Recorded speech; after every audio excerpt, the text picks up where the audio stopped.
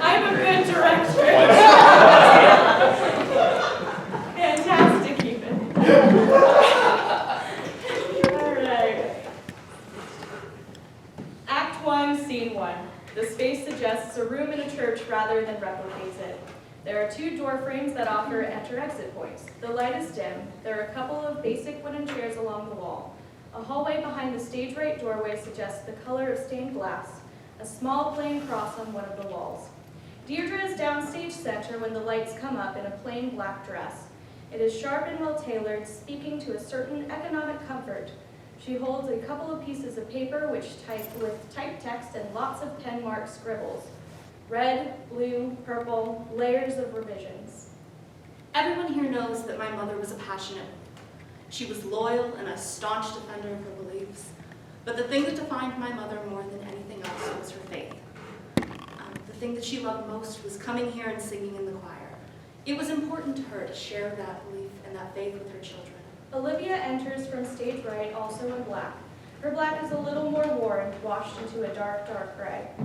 There you are. I wrote crap. I'm sure it's fine. It's always better than you say it is. I've never felt like I was lying before. Lying? You honestly can't think of a single genuinely positive thing to say about Mom? Everything I come up with as a play. My mother was a passionate woman, but she couldn't control it or her anger. And her passion was a weapon to someone on the wrong side of an argument with her. That's not a lie. You're just focusing on the good part. That's what people do at funerals. The problem is that if I stop before the but, I make her passion a virtue when it was actually a vice. I desperately wish she had been less passionate, really. Deirdre, you're overthinking this. Throw out a few platitudes. Say you miss her. Call it a day. Alyson enters from the second door, in black with a punkish edge, heavy boots, an oversized blazer, and a masculine cut. Jesus Christ, I cannot deal with our uncles anymore. We gotta get this funeral rolling. I would very much like to get to the part of this where it's socially acceptable to drink. What are they doing? A lot of, gee, it's so good of you to be here, which registered at about a 50-50 mix of sarcasm and guilt, then a lot of questions about what I've been up to for the past 5 years, to which I am, of course, lying, because I am not eager to discuss labor organizing with a bunch of white male boomer Republicans. See? Lying. Though technically, Uncle Andy is Gen X. Fine. Reagan Republicans. Wrong about everything, whatever you want to call them. I don't think I do. Think they're wrong? You gave me a copy of Marx as a high school graduation present. No, I mean, miss her? Miss Mom. The lights change. Olivia and Alyson remain still in the dark, while Deirdre moves downstage center. We've stepped inside her mind. This version of the eulogy is delivered with everything she can't and won't say to her sisters. Here's the eulogy I wish I could write. My mother was a passionate woman, but she never knew how to control that passion, funnel it into something good. She was intensely loyal, but that loyalty was so often misplaced. She loved her church, but she loved her politics more. But the thing that defined my mother more than anything was anger. She was besotted by anger. Anger at her husband, who never earned enough money to satisfy her wants. Anger at liberals, who pushed the world ever further from her conservative values. Anger at her daughters, whose life choices she chose to interpret as criticisms of her own. My mother liked to joke about how she was a warrior. She wore her anxiety like a badge of pride. But she also struggled with a depression that she refused to acknowledge. Though she willingly put each of her daughters in therapy when they needed it, she never listened to their requests that she go to. When I was 10, we had a huge snowstorm, 40 inches, taller than I was at the time.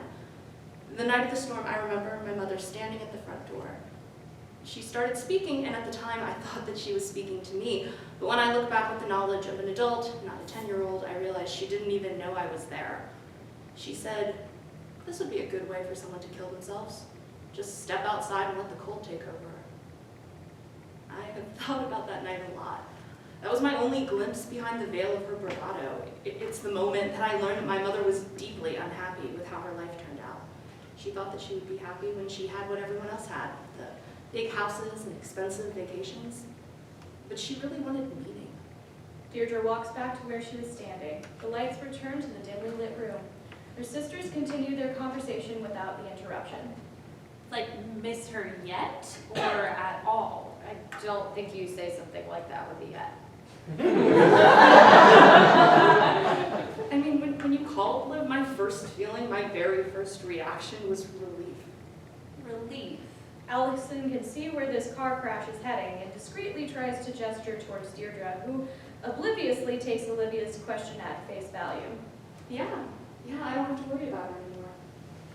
Worry about her. No, Liv, I didn't mean it like that. Oh, you didn't mean it as if you've been the one taking care of her for the past few years.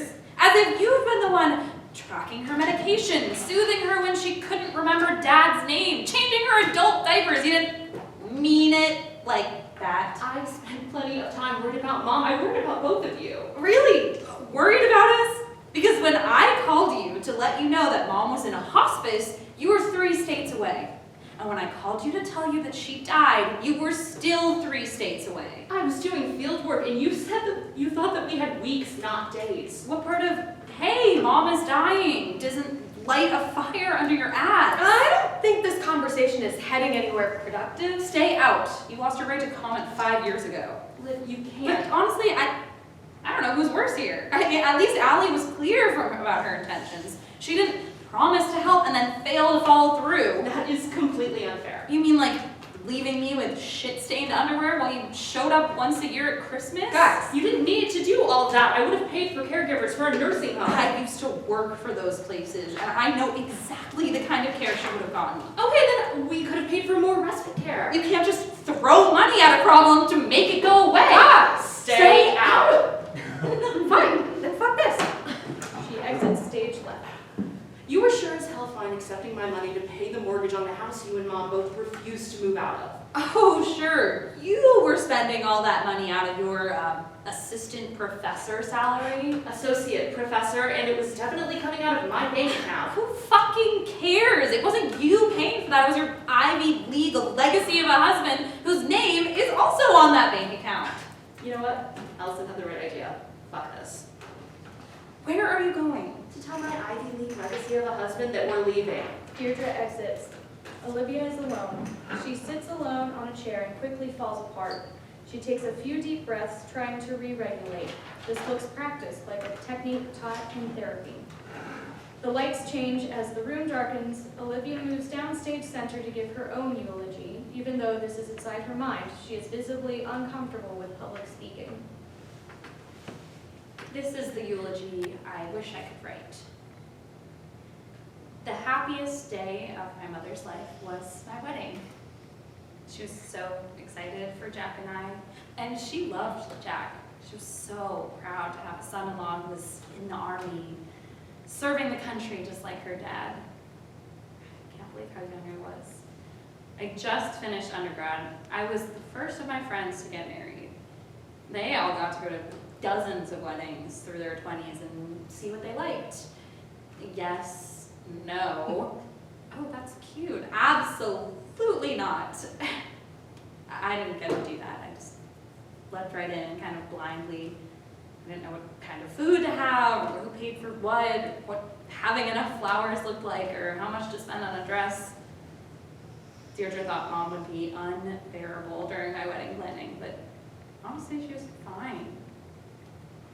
I think it was because I was so moldable. I had no expectations, so Mom made them for me. She got the full mother of the bride experience.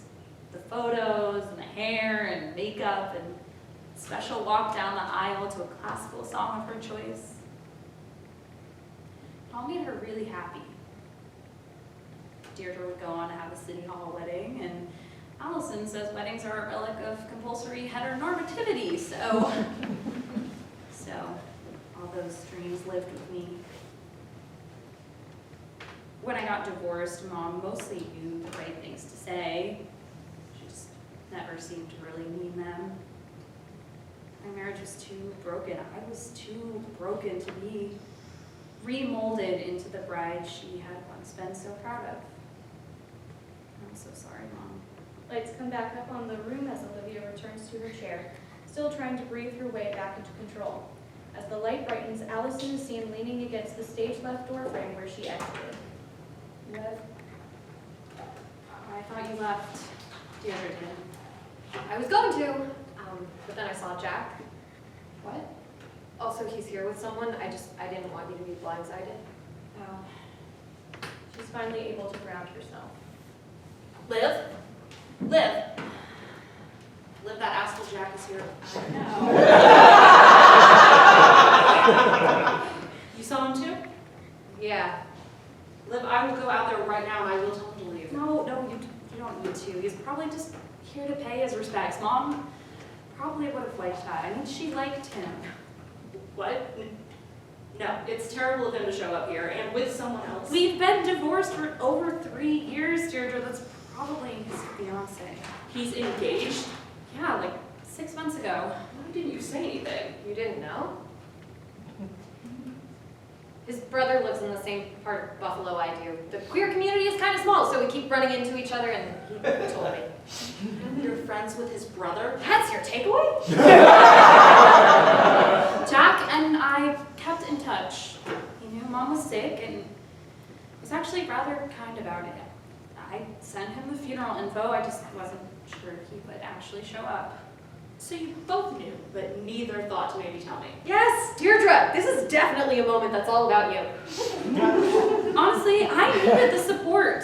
Yes, divorce sucks, but it wasn't really Jack's fault. And he was kind enough to help me with a repair here or there when he was in town, and in moments when Mom didn't remember we were divorced, he very kindly let the illusion stand. Liv, we could have hired Stop! Stop it with the money. Jack was there for me when neither of you were. He left you. Yes, me, not you. So I will manage my feelings about that the way I want to. If you will excuse me, I'm going to go greet Jack and thank him and his fiance for coming. Let's hit the stage right. Oh, fuck. Language. Sorry, won't happen again. But it always did. We learned from the best, right? Get Mom angry enough and she would accent every other syllable with obscenities, but if we did it, the horror. Consistency was not Mom's strong suit. You know, Liv called me about Mom before she called you. From what she just said, I'm betting she called Jack before you two. How could you possibly know that? I asked her if she had called you yet. She was definitely lying when she said yes. She asked you to come see Mom? Not in so many words, but she wanted me there. She had no right to ask that of you. Well, technically she didn't, and also I didn't go. The lights change as the room darkens. Alyson takes her turn for a eulogy downstage center. This is the eulogy I wish I could write. My mother used to call me her welcome surprise. It was a nice way of calling me an oops baby. Ben's illness was a lot to handle, and my parents had obviously not planned to add an infant into the already chaotic mix, but God had other plans, Mom liked to say. I sure gave her a lot of unwelcome surprises. When I told my parents I liked women and men, unwelcome surprise. When I told my parents I didn't actually like men at all, unwelcome surprise. And everyone thinks that's the reason I went no contact. Of all the fractures in our relationship, being gay was surprisingly insignificant. She wasn't joining PFLAG anytime soon, but I think she worried more about my soul when I stopped going to church than when I came out. For better or worse, she really embraced the hate the sin, love the sinner thing. The thing that was incredible about Mom, a truly mind-boggling talent really, was her capacity to hold cognitive dissonance without any acknowledgement of it. Of course she loved her gay daughter, her daughter who happened to be gay, but also the gay lobby was attacking the Christian foundations of this country. No, she's not talking about Alyson, her daughter who happens to be gay. Alyson is one of the good ones. She was always a welcome surprise. Alyson moves back to the room where Deirdre has stayed. She never should have expected that of you. I don't need your protection, Deirdre. But it sounds like Liv did. Jack wanted me to pass on his sympathies. Right, I'll tell him thanks when I see him. And also, I'm sorry, it's my fault that you were alone when Mom died. It's not that I was alone when she died, it's that I was alone for years. Yes, the money helped, but I also needed made things worse. We could barely spend an hour in the same room without fighting. You were always so worried about fighting with Mom, you just forgot about the rest of the family. This isn't the first time. You did this when Ben died too. You ran off to grad school and we saw you once or twice a year at best. I was 10 years old, Deirdre, and I no longer had a brother, had an ally. Everything about Mom got worse after that, the verbal abuse, the unpredictable explosions. I needed my oldest sister. I needed both of you. I didn't know. Of course not, because you weren't around. Look, I didn't expect you to drop out of your PhD, but it would have been nice for 10-year-old me to feel like I had someone in my corner to get more than a Christmas visit and a text on my birthday. I know you and Liv were talking more frequently than that. Well, we were more grown up and in a similar place in life. Sure, but that's who Ben was for me. Imagine you lost the person who best understood exactly what life was like in that house before you'd even hit puberty. Imagine one of you losing the other when you were that young. Imagine growing up alone with Mom. What about Dad? That's just how your mother is, Allie. I am honestly surprised they stayed married. You and me both. Can you imagine if Ben was still here? Oh, maybe we could have made him do the eulogy. You wouldn't have done it. Really? Mom was always a lot nicer to him than to us. No, he hated Mom's overprotectiveness. Hated how she always treated him like he was this fragile little kid. He was almost 17 when he died, almost an adult. But if you heard Mom talk about him, he was still an adorable 8-year-old. If he were alive today, he'd feel the same way we do, that Mom never really saw him, just the idea of what she wanted him to be. Wow, fuck. So, Olivia would have still ended up being Mom's favorite? Oh, fuck off. I'm tired of that bit. She's not wrong. The only reason Mom tolerated me more than either of you is because I actually talked to her without fighting. And it's not like I relished the position, okay? All it got me was 3 difficult years taking care of her because I couldn't think of anything else to do. You didn't have to. Stop! I moved back home because that was the only place I could think of where I would have an identity outside of Jack's wife. When you're a military spouse, trailing your husband's assignments every 6 to 12 months, you never get the benefits of stability like a career or community or friends. Yes, I could have stayed in Dallas when we split up, but I didn't know anyone there. At least when I moved back home, and people who knew me before Jack. You could have moved in with us. I didn't know anyone in Chicago either. Look, I had the nursing training to take care of Mom. I made a choice. It sucked a lot, but I own it. I did what had to be done. And if it was a mistake, I own that too. Do you think it was a mistake? No. Maybe. She needed the care, and I didn't trust anyone else to do it. Why? Favored or not, she was just as shitty to you as she was to the rest of us. You didn't owe her anything. Shitty or not, she deserved care. I'd hate to have to get care I'd hate to have the care I get at my old age be dependent on whether people liked me or not. Mom wasn't just unlikable, Liv. She was abusive. And actually, strangers seemed to find her surprisingly likable. She would have been fine in a long-term care facility. Even in the best of those places, her care would have only been as good as the attention we paid to it. Since I knew you two either wouldn't or couldn't pay attention, it was going to fall on me anyway. For her, sure, but also for you, so you didn't have to. Deirdre wordlessly goes over to Olivia and embraces her, a gesture that is both apologetic and grateful. Alyson stays to the side, taking in the gesture. Funerals are fucking weird. Remember my first girlfriend, Joe? Deirdre and Olivia break apart, acknowledging Alyson. Her mother died when we were still living together. She was an alcoholic, and she would just send these long, awful, abusive emails, and Joe didn't always read them. Mostly she just deleted them, but sometimes she did read them. I always knew because her shoulders would sag, and it was the only time they ever did that. Or sometimes I would hear Joe on the phone with her just, yes, I hear you, no, it's not your fault, over and over again. And I would look at Joe and think, I don't have the right to feel the way that I do about Mom. It could be so much worse, right? She's not an addict. Sure, she thought my eternal soul was in danger, but if anything, that kind of made her superficially nicer. No emails or phone screens, like she was still trying to save me or something. But when Joe's mom died, and it was probably from withdrawal, it wrecked Joe. I remember how the week was filled with all of these photos of her smiling. Joe's granddad was still alive and he was sobbing, just like so upset. He missed his daughter so much, but he was oblivious to how shittily she treated his granddaughter. It was a Catholic funeral, and Joe chose all these readings about forgiveness and reconciliation and seeing her mom again one day, and it was really confusing. Like, Joe, you want to see your mom again after everything? And the entire time I was there, every photo I looked at, every person who cried, I thought, how can you miss someone who was so cruel? Every time I looked at Joe, I saw the same defeated look, like when she deleted an email. Like, how could they ignore all the pain she caused? So when Dad died, I realized I couldn't do it. I couldn't be Joe, faking my way through a funeral and pretending my mother was some kind of saint. So I just cut her off, blocked her number, stopped accepting money. I know I told you guys it was about her anti-gay bent, but it wasn't really. At least that wasn't the breaking point. You're here now. Yeah, well, I realized Mom is dead.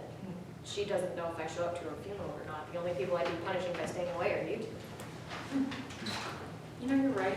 Funerals are fucking weird. They're also older than people. There are caves in Wales and Iraq where it looks like even Neanderthals had funeral rituals thousands of years before modern Homo sapiens showed up. Some anthropologists consider funerary rituals to be the first evidence of civilization. Is this where you say something about how funerals are really for the living? No, actually. Historically speaking, most communities have felt very strong obligations to their dead. Bathing and dressing bodies, or including grave goods, was very much about what the person needed in whatever version of their afterlife they were headed to, like money to cross the Styx. Sometimes they indicated status too, like the tombs of the pharaohs, stocked with everything you could need to run a household in the afterlife. So you think Joe chose those readings for her mom and not for herself? If I put my anthropologist hat on, it's probably a bit of both. Jo is reflecting what she thinks her mom's last desires were, what she needs for peace in the next life. Maybe a part of that is projecting her own desires onto her mother. What do you think our mother needs? What would be her grave goods? That depends on whether we're thinking about what she needs in the next life or what was important to her in this one. No. If it's what she loved in this life, definitely include a couple of period dramas. That copy of Gone with the Wind on VHS she wore out before DVDs were a thing. Remember how she insisted that she would have made a great film editor? Or a historian, remember? Definitely need a couple of Ken Burns documentaries in there. If I could go back and do it all again, I'd never be a business major. I know this question is weird because neither of you are very religious, but do you think Mom is in heaven, if there is one?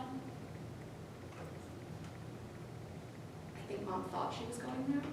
That's all kind of part and parcel with the Christian thing. She was definitely afraid I wouldn't be there. She made that abundantly clear. I'm not sure, actually. You know, she used to say things when she got really upset or disoriented. I have to do the right thing. I have to see Ben again. You know, she would forget my name, forget yours, forget Dad's, but she never forgot Ben's. Of course. In her head, heaven is one big happy family reunion. You know, she wasn't even slightly aware of how she hurt us. She died thinking that she was this great heroic mother. The great good she really needs is the number of a good angelic therapist. Do you think maybe it would be easier grieving for Mom if she had been an addict like Joe's mother? Then you could think of her without the alcohol or drug or what have you. Instead, we're just left with her own fully developed personality, which was mean and spiteful and self-centered, even stone cold sober.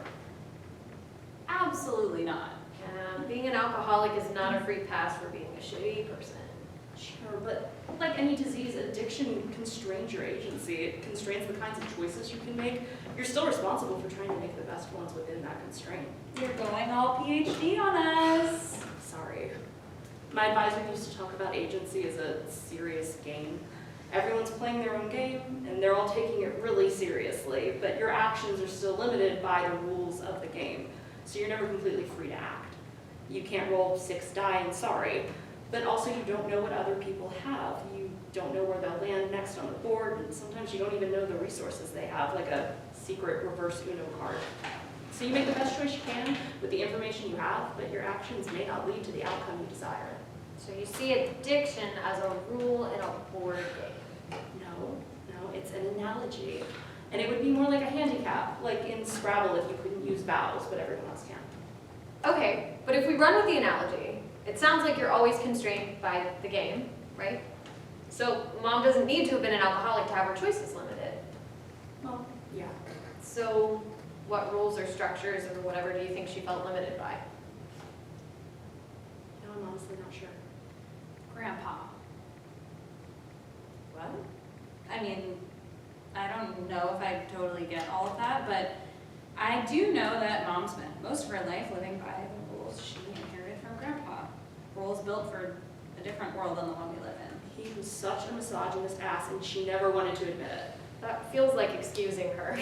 She knew firsthand how unfair it was that her brothers could do anything they wanted, but she wasn't allowed to have a car or go to college out of state or even move out of the house before she got married. She thought her father treated her that way out of love, I guess, so she never wanted to blame him. Her parents definitely taught her to be afraid of the world, afraid of the way it was changing. She thought if she followed the rules, she would get everything her parents had. Paid off house, a pension, doting children. And then the world changed without her noticing. Oh, she noticed. But not until Ben's cancer diagnosis. Yeah, I broke all the rules she thought she was living by. She felt like she was being punished. Because of course it was about her, not Ben, who actually had cancer. I don't buy it. There are plenty of boomer women out there who had misogynistic dads and managed to grow up knowing they had to treat their daughters differently. Plenty of mothers who have sick kids don't make it about themselves as if they're victims. This all sounds like we're making excuses for her abuse. I don't think it's an excuse. I think we're just trying to understand her. Why? What does that get us? Maybe forgiveness? I am not interested in trying to forgive her. Yeah. Isn't forgiveness supposed to help with closure or something like that? Closure? What closure? Mom is dead. She never repented. She never felt sorry for how she treated us. We confronted her directly so many times, and she never once listened to us. It was never as bad as we said, or somehow if it was justified. She was never wrong. How do you forgive someone who's unrepentant? That's against the rules of her own religion. I want accountability. I want justice. And I did neither. Maybe we're all doing what Joe did anyways. Okay, forget forgiveness, but I think we can still get closure. Closure of our own choosing. Understanding Mom lets us learn the lessons she never did, so we can be different. What did you say before, Deirdre? That most cultures felt a sense of obligation to the dead? Yeah. So what are our obligations to Mom? I think we owe her a funeral that reflects her beliefs, maybe her hopes. Well, we're here, right? I think we owe her the truth. Or rather, we don't owe her a lie. A lie? The eulogy. I won't give it. What? Can you do that? Yeah, you don't really need one anyway. The priest will still give a homily. People think it's the same thing. You're, kind of in the program for giving a eulogy. And I'm just too overwhelmed, too emotional. It's not really a lie. Less someone than making up nice shit about Mom. You look okay with that? Yeah. Yeah, okay. Okay. Together they stand up and walk off stage, united in the decision, lights drop to black. When they come back up, all three sisters stand downstage center. The lighting is softer than the previous eulogies. This is a fantasy, not memory. Music could be played under this softly. The author's suggestion is you can't always get what you want by the Rolling Stones. Included. This is the eulogy we wish we could write. Our mother was a passionate, loyal woman. She took risks. And she was willing to learn from her mistakes. The first risk she ever took was her decision to go to college. For the first time in her life, she ignored her old-fashioned father's advice. Instead of going to the local state university and living at home, she moved out and went to college in New York City. She also ignored her parents' practical, if unimaginative, suggestion to major in business. Instead, she decided to major in the things she loved. Literature? History. Film. She learned the importance of other people's stories. She learned how capable she really was. She learned how to read carefully and listen to others. When she graduated from college, she traveled. She explored different corners of the US and Europe. In her exploration, she learned to see difference as beautiful, not as threatening. Later, as a mother, she would say the differences in her daughters were the most interesting part of parenting. Although she always worried about us, she With the help of a good therapist. learned not to fear change or the unknown. When our mother finally returned home to her parents and the town she was raised in, it was by choice. It was because it felt like home to her. Although she was always grateful for the ability to travel, she valued the community. This was where she met our father, She became a teacher. a parent. An activist. Being a mother was a hard job. It was especially hard when she had Ben, and even harder when she had to go through every parent's worst fear and watch her child die slowly.